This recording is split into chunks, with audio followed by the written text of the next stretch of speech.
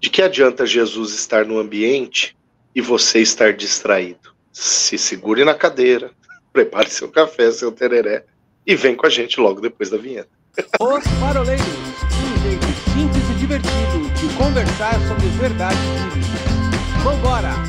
Hoje é dia de parola. Muito bom, pessoal. Estamos aqui de novo com o nosso Barba Ruivo, Paulinho, nosso oráculo, e também com o Alexandre Fiorella, direto de Auroraville, onde nós falaremos hoje a respeito de Marta, Marta.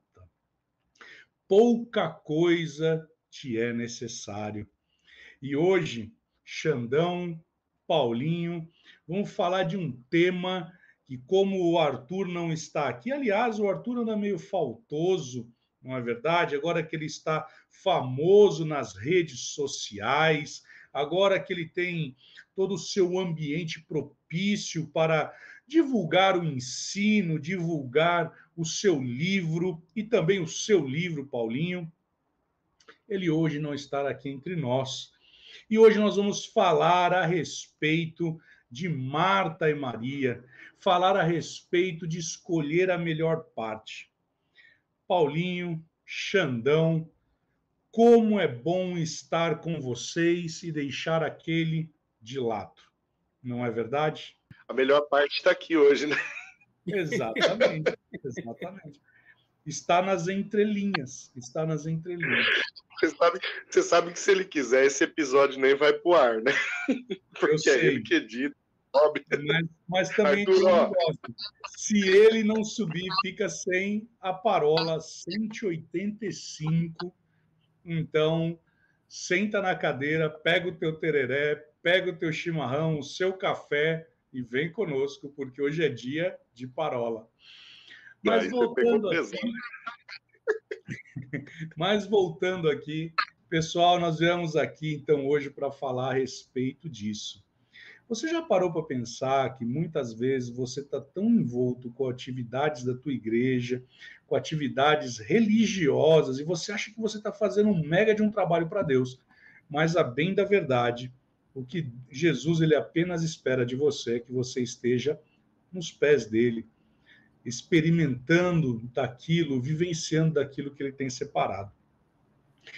Sabe, Paulinho, esse texto aqui de Lucas, capítulo 10, a partir do verso 38, nós conhecemos essa história. Jesus ele entra na casa de Marta e Maria, e Marta vê que Maria está lá aos pés de Jesus e ela começa a criticar, como achando que está cheio de razão, e fala para Jesus: poxa, homem, você não vai dar atenção para mim, não. Essa mulher está aí no teu pé aí, manda ela trabalhar. E aí Jesus só fala para ela assim: Marta, Marta, pouca coisa lhe é necessária, e aquilo que está sendo dado aqui para Maria não lhe será tomado. E aí, muitas vezes, nós estamos numa religiosidade tamanha, num ativismo tamanho, que nós estamos passando despercebido. Jesus na nossa casa, Jesus no nosso ambiente, Jesus no nosso lado, e nós achando que fazendo muito, né, a gente está alcançando algo, quando na verdade não, né? Então eu queria começar esse primeiro bloco aqui, falando um pouquinho a respeito de Marta, a respeito de Maria, e o que nós podemos trazer para o dia de hoje. Afinal de contas, quando nós vamos falar sobre o ativismo dentro da igreja, muitas vezes nós achamos que, por muito fazer, nós estamos agradando a Deus, né? E aí, umas 2, 3 semanas atrás, eu vi o testemunho de um pastor que mexeu muito comigo, que umas pessoas da igreja começaram a faltar, e até que o pastor auxiliar do pastor presidente falou: olha, eu não vou poder ir ao culto hoje, não vou poder ministrar, porque eu quero ficar com a minha família, nós vamos ao cinema. E esse pastor, irresignado, ele ora a Deus: Deus, olha que absurdo, as pessoas não querem ir ao culto. E aí diz que o Espírito Santo fala para ele: engraçado, faz 3 domingos que eu não vou ao culto com você, e você não percebeu que a minha presença não está lá faz tempo, né? E aí eu deixo essa bomba no teu colo, Paulinho. não é bomba não, cara, porque você rolou uma bola redondinha com essa fala. Deixa eu fazer um link com uma parola, acho que foi a última ou a penúltima que eu gravei, que eu fiz parte da escalação aqui, quando a gente falou sobre aprender, né? O aprendei de mim, que sou manso e humilde de coração, lá de Mateus 28, né? O Chan, tava eu, o Chan e o Arthur. Quem não assistiu essa parola tem que assistir, foi muito bacana, falando ali sobre Mateus 11, 28 e seguintes, né? Quando a palavra fala do jugo, do fardo, né? E o que acontece? Jesus ali, ele deixa bem claro que ele tem uma proposta de troca. E a proposta é a seguinte: você vem, deixa o seu fardo e toma o meu jugo. O fardo, ele pressupõe sobrecarga, né? Ele pressupõe uma carga além do necessário. Aquela carga que vai sendo acumulada e que em algum determinado momento ela se torna excessiva, cansativa, mas você está enveredado por ela, está carregando muitas coisas e no final das coisas carregando diversas coisas extremamente desnecessárias. Por que eu estou fazendo esse link? Por causa do versículo 41 de Lucas 10. Não é? A nossa história começa lá no 38, mas no 41, Jesus responde para Marta o seguinte: Marta, você anda preocupada com muitas coisas, quando uma só é necessária. Né? E aí, Will, o ponto de partida que você deu nesse bate-papo, eu classifico como genial. Né? É a nossa mente brilhante mesmo do time. Porque, de fato, é possível uma pessoa estar no meio da multidão, uma pessoa estar no meio do próximo de Jesus, né, no meio do ambiente no qual os milagres estão acontecendo, no qual coisas estão transcorrendo por parte do Senhor, e o sujeito está distraído, né? Distraído e às vezes fazendo coisas boas, mas desnecessárias e algumas até mesmo dispensáveis. Né? Você se lembra daquele episódio dos 4 amigos que vão carregar, né, um companheiro deles paralítico, né, e tentam entrar na casa que Jesus está, mas a palavra fala que existiam pessoas cercando não, ao redor de Jesus, e a porta se tornou inacessível, as janelas daquela casa se tornaram inacessíveis, e o único acesso que esses sujeitos tiveram, eles tiveram que inventar, né? Subir a maca com um cara lá em cima do telhado, destelhar algum pedaço para descer a maca, destelhar um baita de um pedação, diga-se de passagem, para poder descer a maca do amigo que era aleijado até diante de Jesus. Eu fico pensando, que cambada de sem vergonha estava ouvindo Jesus ali naquele momento, hipócritas ouvindo Jesus, entupindo a porta, entupindo a janela, ao ponto de pensarem só em si, né, e não darem lugar para alguém necessitado passar e ter acesso a Cristo. Desde quando Jesus pregou um evangelho personalista, né, um evangelho do pense em você, invista só em você e esqueça o outro. Em momento nenhum Jesus pregou isso. E eu não duvido que a mensagem que Jesus pregava naquele lugar apontava de alguma forma para outras pessoas e encorajava aqueles que estavam ali a pensarem em outros. Mas o que acontece? Essa turma estava tão distraída com as suas próprias intenções que no final das contas não notaram a ênfase da mensagem de Cristo em todos os momentos, né, que é olhar para o outro, né, perceber o outro, servir ao outro. E não destravaram a porta, não destravaram uma janela, não destravaram um meio de acesso menos absurdo do que o telhado. Né? Então, é de fato possível pessoas estarem no mesmo ambiente de Jesus e completamente distraídas. não é só de Marta, ou não é só Marta o exemplo de alguém distraído. Lá no meio dos apóstolos a gente tinha um distraído. Você pega Filipe na mesa da última ceia, depois de passar 3 anos junto com Jesus, 3 anos e meio, alguns estudiosos vão dizer, passar 3 anos ali próximo de Jesus, vendo Jesus funcionar, ouvindo Jesus dizer quem ele era, vendo as testificações de que de fato Jesus era o Filho de Deus, e no final das contas, na mesa da última ceia, no último momento que Jesus tem com seus discípulos antes da crucificação, o Filipe, distraído, vira e fala: mostra-nos o Pai, está tudo certo. Né? Olha que absurdo. E essa pergunta desaponta, essa fala desaponta Jesus de um jeito que Jesus olha para ele e fala: Filipe, tanto tempo você passou comigo, você não percebeu quem eu sou? Né? A distração é um risco extremamente grande. E nós, muitas vezes, temos que nos policiar para que a gente não venha cair nessa armadilha da distração. Né? Porque por distração, a gente não ora como deveria orar. Por distração, a gente perde ótimas oportunidades de jejuar. Por distração, a gente perde ótimas oportunidades de pregar o evangelho. Por distração, a nossa boca é pouco usada em profecia, ou menos usada do que deveria ser em profecia. Por distração, a gente não tem discernimentos da palavra que Deus gostaria de trazer para nós como revelações tremendas que poderiam mudar a realidade de pessoas ou até mesmo a nossa realidade, simplesmente por distração, né? Por distratar a presença do Senhor, ou tratar a presença do Senhor de uma forma a quem essa presença deveria ser tratada. Né? Agora eu estou lembrando de algumas distrações lá do Antigo Testamento, não vou nem falar, senão, né? Mas o tempo todo nós vamos percebendo sinais de distração no meio do povo de Deus que vão distanciando o povo de Deus de cumprimento de propósito. Né? E no final das contas, essa é uma doença que nós precisamos nos policiar para que a gente não caia nela.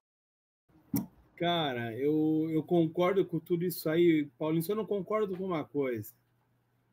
Você disse que é possível.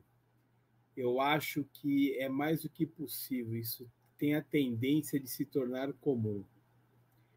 Porque há tantas distrações. Eu estou brincando, claro, com o que você falou, mas eu acho que a tendência é se tornar comum por causa da quantidade de distrações que nós temos hoje no mundo. E aí nós vemos a igreja muitas vezes, né, replicando, estou falando de uma forma geral, o que está no mundo para dentro dela. Né? Se a gente parar ali para ver o texto, era legítima a reclamação dela: preciso de ajuda, preciso aqui que alguém me auxilie, estou recebendo aqui pelo menos 13 pessoas, fora, né? Estou recebendo a comitiva de Jesus, fora... Então, eu preciso de gente para ajudar, para receber da melhor forma, uma série de coisas. Mas Jesus colocou em ordem o que era prioridade, né? Jesus falou assim: olha, ela escolheu a melhor parte. Ela sentou para me ouvir. Ela sentou para receber. E aí, eu acho que é o que você falou, Paulinho, acho que cabe bem nisso mesmo, né? Nós precisamos... entender que o melhor é ouvir Jesus, seja uma pregação, seja no momento de oração, seja no momento de uma leitura, de uma confissão pública, uma série de coisas, de nós nos desconectarmos do que está em volta, até de coisas aparentemente legítimas. Então, a gente, legítimo dentro de casa, no nosso momento de devocional, tem uma série de coisas para fazer na casa, tal. Então a gente tem que desconectar do que é legítimo para conectar naquilo que é mais importante. Né? No momento de culto, hoje nós vemos muitas igrejas com luzes, com efeitos, uma série de coisas. Isso aí acaba sendo até, eu vou usar aqui o termo legítimo, até um ponto, mas que vira uma distração e que o mais importante está sendo deixado de lado. Esses dias eu vi alguém falando sobre as pessoas filmarem um show, era um show até secular, E aí quem estava analisando, acho que era um psicólogo, ele falou assim, aquele momento do show a pessoa perdeu. O que ela só manteve foi o momento do celular e não dela participando do show. E aí nós vemos dentro da igreja hoje, não sei se na igreja de vocês, em alguns momentos de louvor e adoração, a galera é preocupada em filmar. Quando a gente devia estar preocupado em desligar tudo e conectar com o céu e falar, fala comigo, né? Então, muitas vezes a gente perde até de sentir a presença de Deus, de ter uma experiência maior com Deus durante esses momentos, justamente porque a gente está fazendo algo legítimo. Estou aqui filmando para mandar para um amigo, estou aqui filmando para que meus amigos da rede social vejam que está sendo uma bênção, mas muitas vezes eu não estou desfrutando de Jesus dentro daquela casa. Né? Estou passando para os outros, mas eu mesmo não estou vendo, né? Eu não estou participando de corpo e alma. E aí a gente vai ver que Maria não, Maria simplesmente ela fez que nem o endemoniado de Gadara, né? Sentou nos pés de Jesus, falou, deixa eu ver o que ele tem para ensinar. Isso demonstra que o mais importante serão sempre as palavras de Jesus. Nós podemos criar um monte de subterfúgio dentro da igreja, mas a palavra ela vai ser sempre o mais importante. O que Jesus tem para nos ensinar? E o que nos cabe é olhar e falar, o que está me distraindo? Não posso deixar com que isso me roube em nada. Você estava falando isso, eu me lembrei quando a mulher entra na casa de Simão, né, e Jesus está lá, e Jesus começa a passar um sabão em Simão, dizendo, olha, eu estou discernindo o que está no teu coração. Você me chamou só para um jantar, mas essa moça, ela simplesmente pegou o alabastro, ela me ungiu, ela está lavando meus pés, ela está me beijando e você não fez nada disso, né? E é interessante porque a palavra diz que quando ela quebra o alabastro, o ambiente todo fica contaminado, né? Com aquela adoração, né?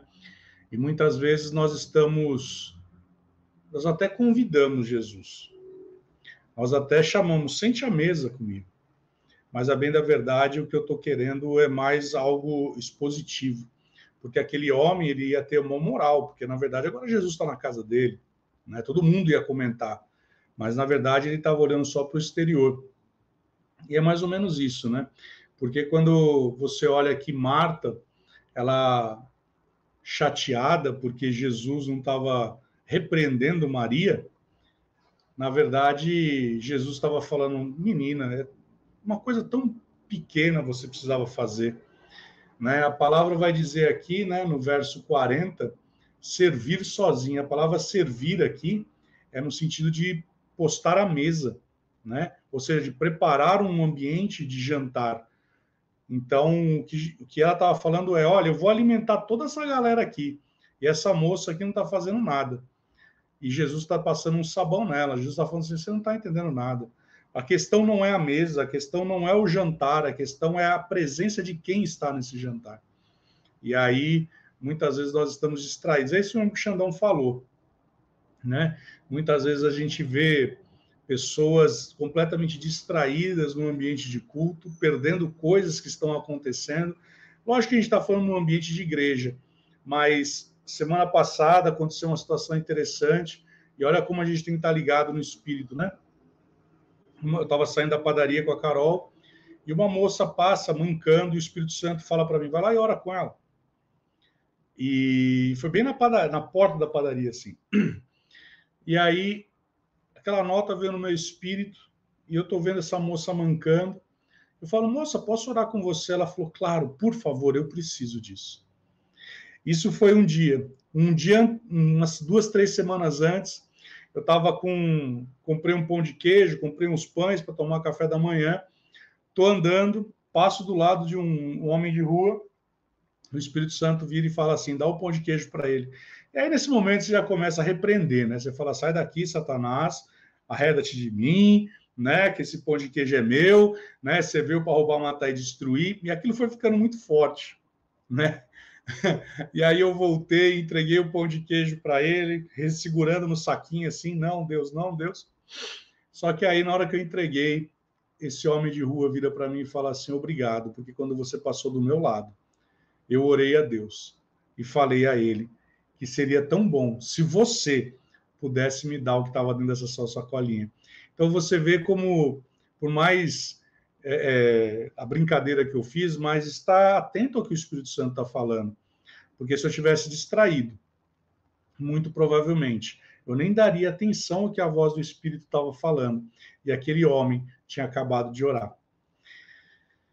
Só sei de uma coisa, é muito bom servir esse Deus, como diz a canção, esse Deus grandão. E agora nós terminamos o primeiro bloco com o nosso Alexandre Fiorella e também com o nosso Barba Ruivo. E você não pode se esquecer que agora os paroleiros têm um site. Sim, tem um site, www.osparoleiros.com.br. Ali você vai encontrar as nossas parolas, você vai encontrar o livro de nosso Barba Ruivo e também de nosso digníssimo decano. E você também vai conseguir ver lá uma iniciativa nossa, que são as aulas online. Já começamos aí as primeiras aulas, a primeira turma, com o nosso mestre Galileu, Gamaliel, o mais do que suprassumo, Paulo Amêndola. Você não pode perder essa. E se você gostou dessa primeira parte, não seja maldoso. Curta, compartilhe, divida com os seus amiguinhos, porque com certeza você vai ser também tremendamente abençoado e eles também. Nos vemos no próximo bloco. Barba Ruiva, Chandelle, até lá.